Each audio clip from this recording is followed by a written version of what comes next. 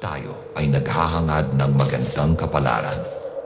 Sa buhay, ayaw nating makaramdam ng pagkatalo sa anumang pagsubok na dumarating sa atin. Paano kung dumating sa iyo ang paanyaya na pumasok sa isang kasunduan para magkamit ng walang katapusang swerte, ngunit mayroong napakabigat na kapalit at siguradong iyong pagsisisihan? Papatol ka ba sa paanyaya? Bago ang lahat, ay huwag pong kalimutang mag-subscribe, mag-like, comment, at i-hit na din ang notification bell para lagi kayong updated sa mga kwento dito sa Sakmal sa Dilim. Narito po ang ating kwento.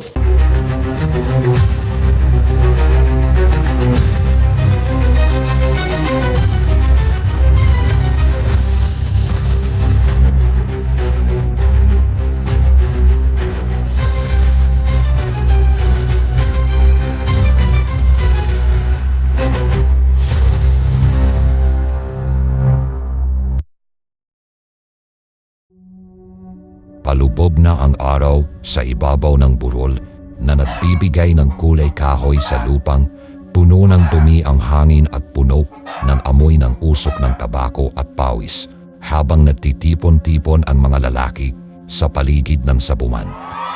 Sumisigaw ng mga taya at nagpapalitan ng mga nerbyosong sulyap ang mga tandang. Ang kanilang mga balahibo ay kumikinang sa hapong liwanag at hindi mapakali sa kanilang mga kulungan. Naghahanda para sa laban ng kanilang buhay. Si Pablo na isang batikang sabungero ay namumukod tami sa iba. Namuti na ang kanyang kamay sa mahigpit na paghawak niya sa gilid ng kahoy na upuan.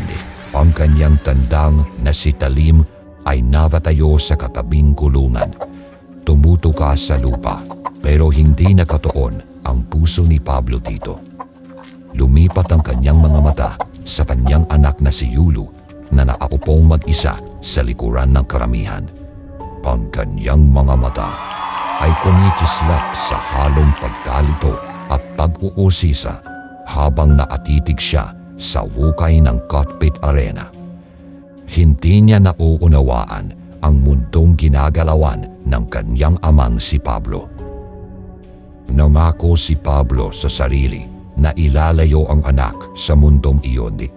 Ngunit ang pag-aalaga kay Lulu naging mas mahirap sa bawat paglipas ng mga araw.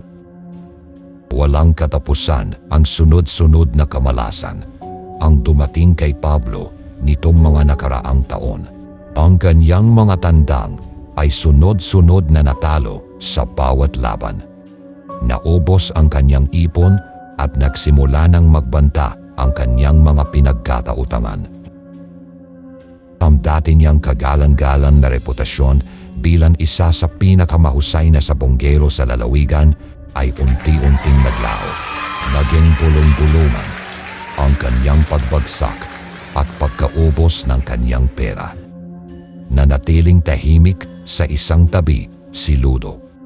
Humanaw ang kanyang ina noong siya ay sanggol pa lamang. At ang kanyang amang si Pablo lamang ang nagpalaki sa kanya. Sa kabila ng mga mapanghamong bahagi ng kanyang buhay, ay minahal ni Pablo ang kanyang anak na si Lulu. Ipinangako niya sa sarili na hindi niya hahayaang may masamang mangyari sa kanyang anak. Ngunit parang ang bigat ng kanyang mga kabiguan ay nagsimulang durugin ang pangakong iyon. Tara na, paring Pablo. Mukhang kayang-kaya ni Talim ang kalaban niya ngayon, ha? Sambit ni Berting, ang matagal ng kaibigan ni Pablo, sabay tapik sa kanyang likod. Tumunog ang bell, hudyat ng pagsisimula ng laban, at ang dalawang manok ay pinakawalan sa cockpit. Nagmamasid si Pablo, napigil ang hininga, habang si Talim ay humarap sa kalaban. Nagsigawan ang mga tao habang nagsimulang magsalpukan ang mga tandang. Palitan ng hampas ng ari at tuka, sirit ng dugo at sayaw na alam ni Pablo. Habang patuloy ang yaban, ay may napansin si Pablo. Mahina at mabagal si Talim ngayon at hamak na mas mabilis at mabagsik ang kalaban. Gumaling ang tingin niya kay Lulu na nanonood ng laban. Pero nakita ni Pablo ang takot sa mga mata nito. Parehong takot kapag umuwi siyang talo at walang dalang pera. Parehong takot kapag hindi nababayaran ang mga bayarin. Hindi niya hahayaang lumaki si Lulu sa nakakalungkot na siklo ng kabiguan. Sige, galingan mo Talim. Sigaw ni Pablo na para bang ang mga salita niya lang ang makakapagpabago ng takbo ng laban. Ngunit huli na, ang manok na kalaban ay lumipad pasulong. Saktong tinamaan sa leeg si Talim. Sumuray-suray, pumagaspas ang mga pakpak bago bumagsak sa lupa na may bahid ng tugo. Tumahimik ang hiyawan ng mga tao. Nadurog ang puso ni Pablo. Nang ang sabungan ay mahulog sa isang nakabibinging katahimikan na nabasag lamang ng kaluskos ng mga balahibo ng mga tandang. Nakatitig si Pablo sa walang buhay na manok. Pawisan ng mga palad. Hindi lamang pera ang nawala sa kanya, kundi pati respeto. Pakiramdam niya ay nabigo niya ang anak niyang si Lulu, na kahit gaano pa siya lumaban ay sigurado ang kanyang pagkatalo. Isang boses na tahimik at manayo ang bumasag sa kanyang hipad na kaisipan. Pablo, lumingon siya at gulat na narinig ang pagtawag sa kanyang pangalan. Nanggaling yun sa isang matandang lalaki na napayuko, nakasuot ng gulanit na damit. Ang kanyang balat ay maitim at kulubot. Ang kanyang muka ay mapa ng mga taon na ginugol sa ilalim ng araw. Ang kanyang malalim na mga mata ay nakatingin kay Pablo. Walang kahihiyan sa pagkatalo, Pablo. Pero ang susi sa tagumpay ay ang malaman kung ano ang iaalok na kapalit para manalo. Ano ang ibig mong sabihin? May makakatulong sa iyo, pero syempre sa isang halaga. Bumilis ang tibok ng puso ni Pablo. Alam niyang mas mabuti nang huwag magtiwala sa mga estranghero, lalo na sa mga nagsasalita ng palaisipan. Ngunit mayroong isang bagay sa presensya ng lalaki na pumukaw sa kanyang interes. Parang ang sandaling ito ay naghihintay sa kanya, naghihintay na marinig niya ang mga salitang iyon. Pero wala na masyadong natira sa akin. Hindi pera, Pablo. Ang kailangan mo ay swerte. Tunay na swerte. At kaya kong ibigay sa iyo yon. Paano? May isang duwende, isang espiritu, isang nilalang na may kinalaman sa swerte sa kapalaran, ngunit may kapalit ito. Gulong-gulo ang isip ni Pablo. Seryoso kaya ang matandang ito?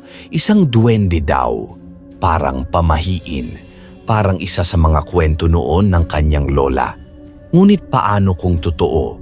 Paano kung ito na ang tanging pagkakataon niya para maiyahon ang kanyang anak na babae sa bigat ng buhay niya ngayon? Ano ang kapalit na halaga? Kung ano ang pinakamahalaga sa iyong puso.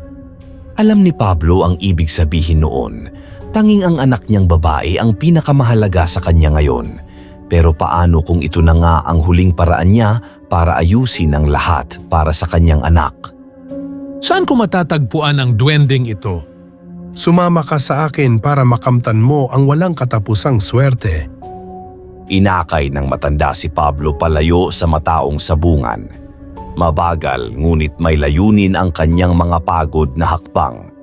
Ang liwanag mula sa papalubog na araw ay nagsimulang kumupas at napalitan ng malamlam na liwanag ng mga ilaw na nakasabit sa mga sulok ng tindahan. Ang ingay ng mga tao sa likuran nila ay tila lumabo sa hangin sa gabi at ang isipan ni Pablo ay tumatakbo sa mga pangyayaring paparating. Hindi siya kailanman naniniwala sa pamahiin. Isang duwende? Isang nilalang sa kwentong bayan? Isang espiritu ng swerte kapalit ng isang halaga? Habang sinusundan niya ang matanda papalalim sa anino ng pamilihan sa kanayunan, Isang kakaibang tensyon ang naramdaman niya sa kanyang dibdib. Ang kanyang pagmamataas at ang kanyang mga nakaraang tagumpay ay walang kahulugan ngayon. At ang multo ng kinabukasan ng kanyang anak na babae ay nagpapabigat sa kanya. Hindi niya kakayanin na mabigo pa siya. Dumaan sila sa isang makipot na iskinita kung saan dumikit sa hangin ang amoy ng nabubulok na prutas at basang tubig. Hanggang sa makarating sila sa maliit na kubo sa gilid ng nayon. Ang pinto ay bahagyang nakabukas at ang kumikislap na ilaw mula sa loob ay nagtatapon ng mahahabang anino sa madamong daan patungo rito. Hindi kumatok ang matanda. Pasimple niyang itinulak ang pinto na may langit-ngit at sinenyasan si Pablo na pumasok. Pumasok ka nang makilala mo ang duwende. Sandaling nag-alinlangan si Pablo. Madilim ang loob ng kubo na may nag-iisang kandilang kumikislap sa kahoy na mesa. Ang mga anino ay tila sumasayaw ng hindi natural at ang hangin ay makapal sa amoy ng insenso at metal na halos kaamoy ng dugo. Huwag kang matakot. Wala nang atrasan kapag nandyan ka na. Humakbang si Pablo sa silid. Ang puso niya ay kumakabog sa kanyang dibdib. Isinara ng matandang lalaki ang pinto sa likuran nila at nabalot sila sa nakakakilabot na katahimikan ng espasyo. Ramdam niya ang bigat ng hindi nakikitang mga mata na nakatingin sa kanya. Nanginginig ang kanyang mga kamay at sa unang pagkakataon sa mahabang panahon, nakaramdam siya ng tunay na takot. Mula sa dulo ng silid, isang mahinang tunog ng kaluskos ng isang bagay na maliit at maliksi ang gumagalaw sa mga anino. Naningkit ang mga mata ni Pablo sa pinanggalingan ng kaluskos. Isang figura ang dahang-dahang lumitaw mula sa kadiliman. Hindi hihigit sa isang bata na may balat na kulay lupa at mga mata na kumikinang na parang makintab na bato. Totoo ang duwende. Maliit ito, hindi hihigit sa 3 talampakan ang taas. Ang katawan nito ay natatakpan ng batik-batik na balahibo. Ang mga braso at kamay nito ay mahaba at parang nakabitin mula sa balikat.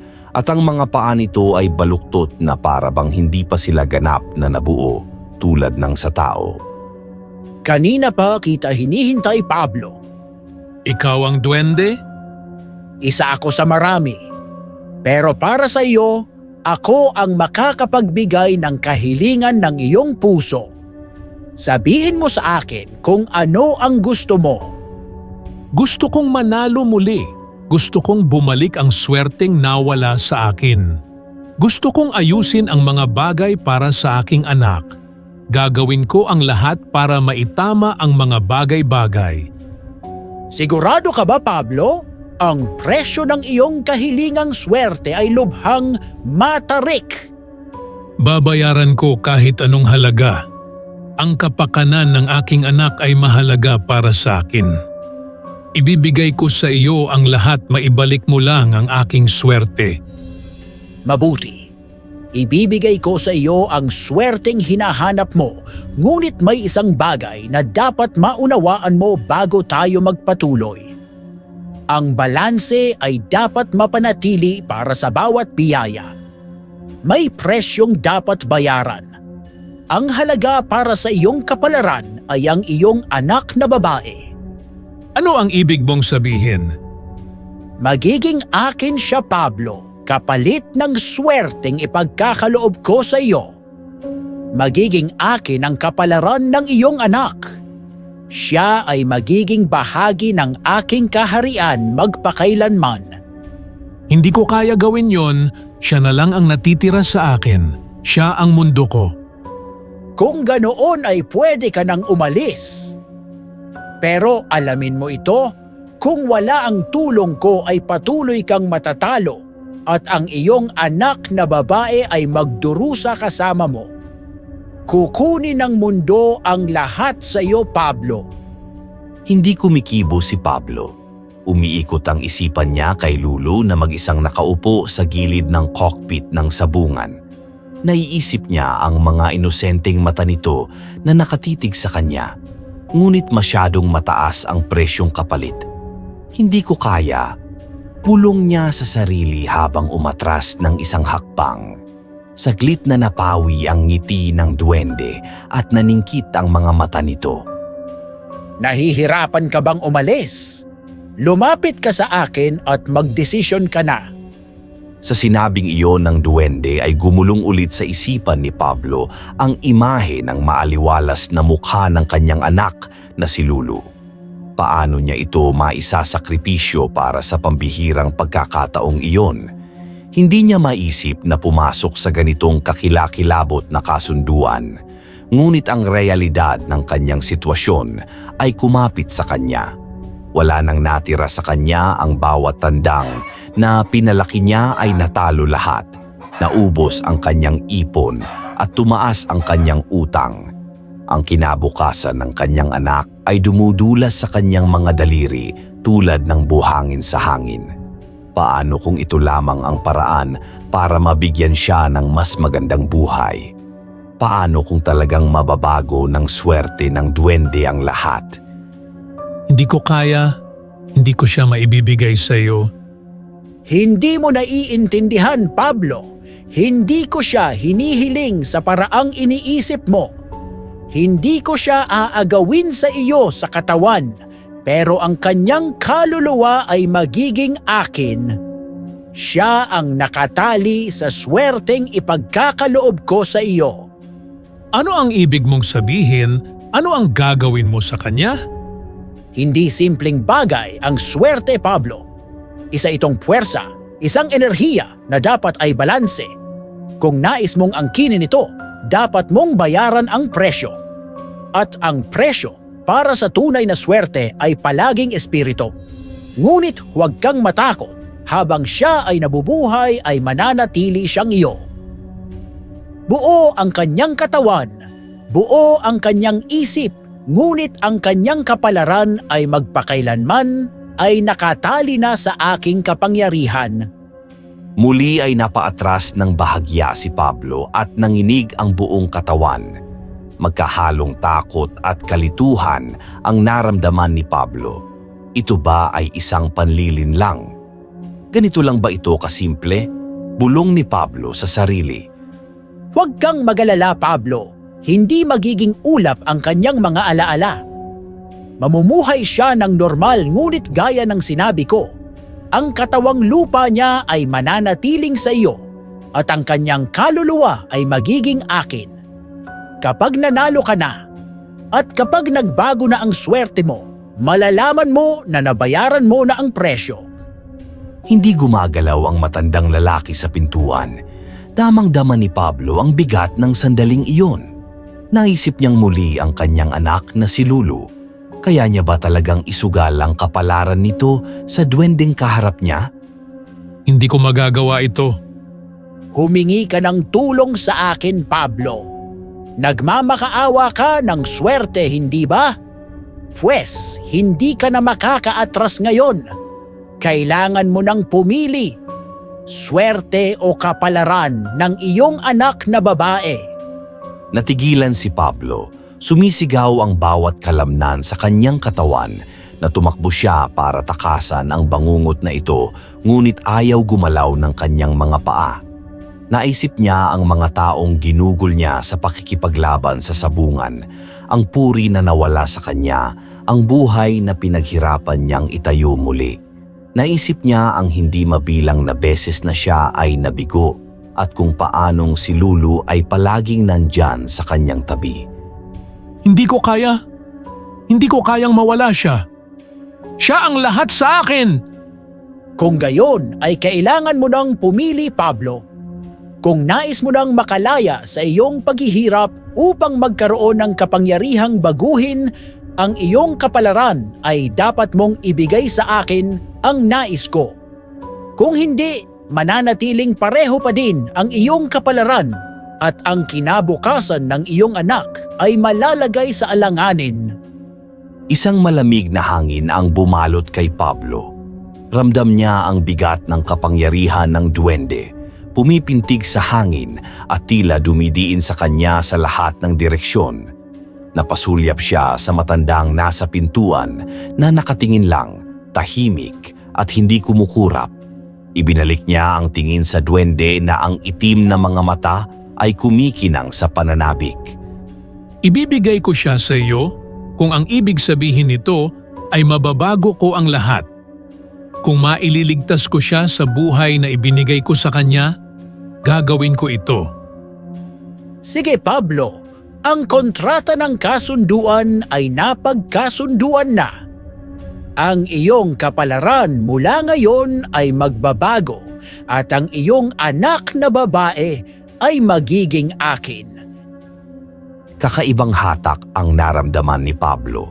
Nagbago ang mismong hangin sa paligid niya, nanikip ang kanyang dibdib at isang malamig na pawis ang tumulo sa kanyang noo. Itinaas ng duwende ang kanyang mga kamay, ang mahahaba at baluktot na mga daliri nito ay kumukulot sa hangin. Ang mga anino sa silid ay tila mas dumilim at kumapal na para bang iginuhit na mga nilalang ng gabi. Isang alon ng enerhiya ang dumaan kay Pablo. Napakalakas, napakalaki. Kaya't napaatras siya at nanghina ang kanyang mga tuhod. Lumabo ang kanyang paningin at nakaramdam siya ng lamig sa buong katawan. Malaya ka na ngayon, Pablo. Ang swerteng hinahangad mo ay nasa iyo na. Humayo ka at naghihintay na sa iyo ang iyong magandang kinabukasan. May pag-aalinlangang tumingin sa huling pagkakataon sa nilalang na kumuha sa kaluluwa ng kanyang anak si Pablo. Ang laman ng kanyang isipan ay magkakahalong pagkakasala, takot at kakaibang tuwa. Ngunit nangingibabaw ang boses na bumubulong ng pangalan ng kanyang anak at hinihimok siyang umalis na at lumabas sa madilim at nakabibinging lugar na iyon. Tumabi ang matanda para makaraan si Pablo. Lumabas siya ng pintuan at tuluyang umalis. Habang naglalakad pabalik ng palengke si Pablo, ay tila nawala ang lamig ng hangin. Ang masamang amoy ng nabubulok na prutas ay nawala din. Ang langit bagamat gabi ay maaliwalas at naglitawan ang mga bituin. Bumilis ang kanyang mga hakbang. Nakaramdam siya ng kakaibang kumpiyansa. Ang bigat ng swerteng ipinangako ng duwende ay ramdam niyang dumadaloy na sa kanya. Sa unang pagkakataon sa loob ng mahigit 1 taon ay naramdaman ni Pablo na nanumbalik ang kanyang swerte. Nagmamadali siyang bumalik sa sabungan kung saan ay hinihintay siya ng kaibigang si Berting. Saan ka ba nanggaling, Pablo? Kanina pa kita hinahanap. Lalaban ako muli, sagot ni Pablo kay Berting habang tuloy-tuloy na naglakad patungo sa hawla ng kanyang pangalawang tandang na si Bagwis. Inilabas niya iyon at masuyong hinimas. Saglit na nagalinlangan si Pablo. Ito na ba ang tamang oras para mapatunayan ang swerte? Iwinaksi niya ang pagdududa at pinasok na niya si Bagwis sa hukay ng cockpit. Nagsimulang magbulungan ang mga tao sa paligid. Alam nila na natalo na ang manok na iyon noon. Umuugong ang pagdududa ng mga miron. Nasaksihan nila ang pagbaba ng swerte ni Pablo sa mga laban. Ano ang ginagawa mo? Bakit pinasok mo na naman si Bagwis? Nagsimulang magharap si Bagwis at ang kalaban nitong tandang.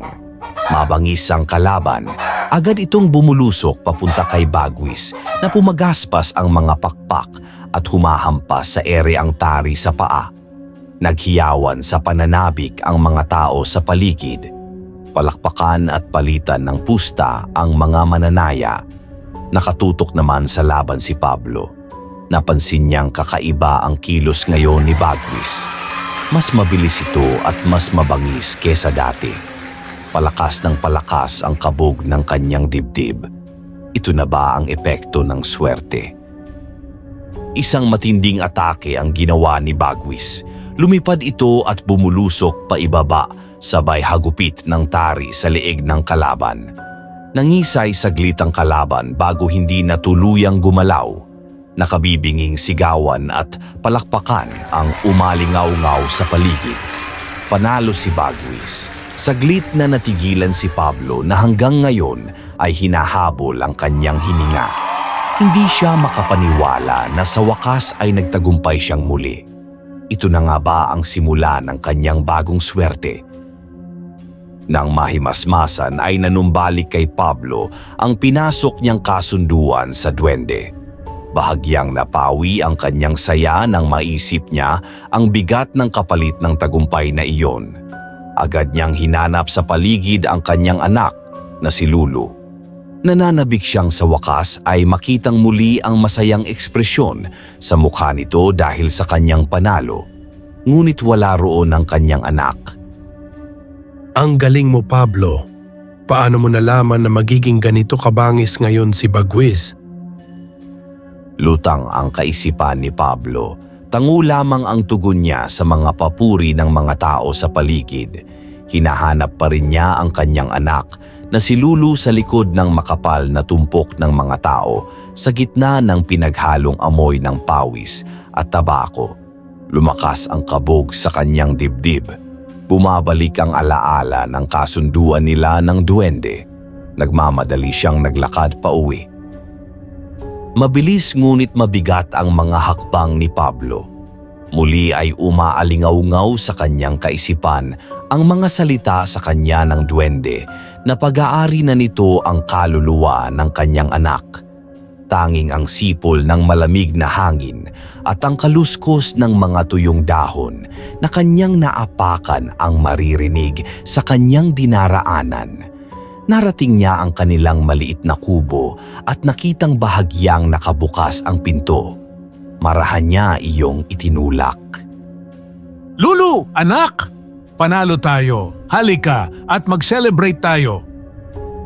Wala sa loob ng bahay ang kanyang anak. Tanging isang kandila, isang lapis at papel na gamit ni Lulu ang nasa mesa. Ang inuupuang silya ng kanyang anak ay nakatumba. Kumapang ang takot at kaba sa dibdib ni Pablo. Nagmamadali siyang nagpunta sa likod bahay habang patuloy sa pagtawag ng pangalan ng kanyang anak. Wala din doon si Lulu. Tanging ang paborito niyang duyan na marahang isinasayaw ng banayad na hangin ang tumambad sa kanya. Tay, mabuti po nakauwi na kayo. Gulat na napalingon si Pablo kung saan nanggaling ang boses na iyon ng kanyang anak. Nakita niya si Lulu na nakatayo sa tabi ng malaking puno sa kanilang bakuran. Ngunit nagulantang siya sa itsura ng anak. Ang buong figura nito'y nababalot ng mapusyaw na liwanag. Ang kulay ng kanyang balat ay sobrang putla. Walang ekspresyon ng mukha at nakatitig lamang sa kanya. Lulu, anak, anong nangyari sa iyo? Bakit ka nagtataka, Pablo? Masdan mo ang presyo ng swerteng tinatamasa mo ngayon. Biglang lumitaw muli ang duwende sa harapan ni Pablo. Bahagyang nakatagilid ang ulo at nakatingin sa kanya at buong ningning na nakangiti. Hindi ka tumupad sa usapan. Ang sabi mo'y walang mangyayaring masama sa katawan ng aking anak. Bakit ganito ang itsura niya ngayon? Ibalik mo siya sa dati. Hindi, Pablo. Ang kasunduan ay kasunduan. Sa una pa lamang ay hindi mo na dapat isinugal ang kapalaran ng iyong anak kapalit ng iyong minimiting swerte. Alam kong batid mo sa simula pa lang na hindi tama ang iyong gagawin. Ngunit nagpadaig ka sa sulsol ng pansariling interes. Ngayon ay pagdurusahan mo ang ginawa mong maling desisyon hanggang sa huling mga araw mo dito sa lupa. Pagkatapos niyon ay bigla ding naglahong muli ang duwende. Ibinaling ni Pablo ang kanyang tingin sa anak na si Lulu. Nakita niya kung paanong unti-unting kumupas ang buong figura ng anak at animoy naglaho kasabay sa ihip ng hangin. Napalugmok sa lupa si Pablo at humagulgol. Patawad sa nagawa ko sa iyo, anak. Sa kagustuhan kong mabigyan ka ng magandang kinabukasan ay isinugal ko ang iyong kapalaran. Kung saan ka man naroroon ngayon, sana ay mapatawad mo ako. Tumayo si Pablo na bitbit sa balikat ang bigat ng pagsisisi. Wala siyang nagawa kundi alalahanin na lamang ang maaliwalas na ngiti sa mukha ng anak niyang si Lulu tuwing sinasalubong siya nito pag dumarating siya sa bahay. Ngayon ang mga alaalang iyon ay tila parte na lamang ng isang masayang panaginip